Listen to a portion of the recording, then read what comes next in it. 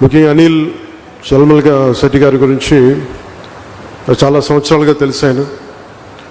ఒక 14 సంవత్సరాల క్రితం కళలు తప్ప కేవలం ఏదో సాధించాలని ఒక తపన,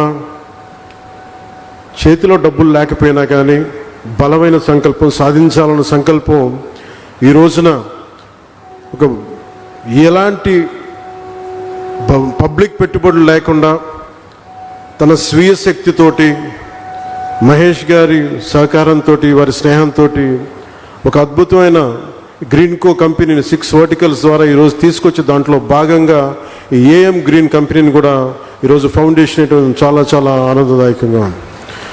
ఒక మనిషి కళల కంటే తప్ప ఏమీ సాధించలేరు.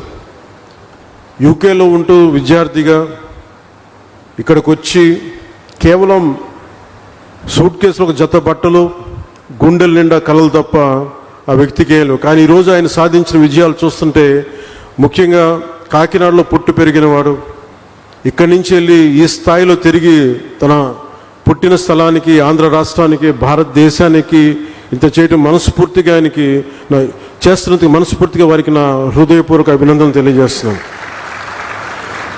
గౌరవ ముఖ్యమంత్రి గారు పదే పదే చెప్తూ ఉంటారు,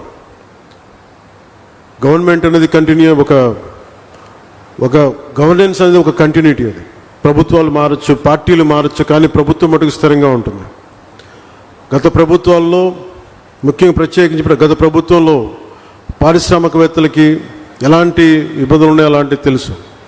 కానీ గౌరవ ముఖ్యమంత్రి గారు చెప్పేది, పారిశ్రామికవేత్తలకి, పెట్టుబడులకి ఎలాంటి ఇబ్బంది కలగకుండా చాలా ఆరోగ్యకరమైన వాతావరణం ఉండాలని వారు చెప్పే దానికి నిదర్శనం ఈ రోజున ఈ భవిష్యత్తులో ఇది ఒక $10 బిలియన్ ఒక పెట్టుబడులు వచ్చే ఒక బలమైన కంపెనీగా దీన్ని తయారు చేయడం మనస్ఫూర్తిగా వారికి నా అభినందనలు తెలియజేస్తున్నాను.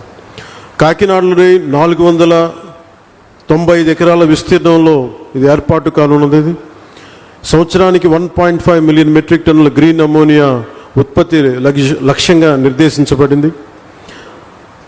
15,600 కోట్లు పెట్టుబడులు ఉండగా దానికి అనుసంధానంగా సుమారు $8 బిలియన్ అంటే దాదాపు 60, మన డబ్బులు చెప్పాలంటే 66,400 కోట్ల విలువైన రెన్యూబుల్ ఎనర్జీ పెట్టుబడులు కూడా భవిష్యత్తులో సాధ్యమవుతాయి.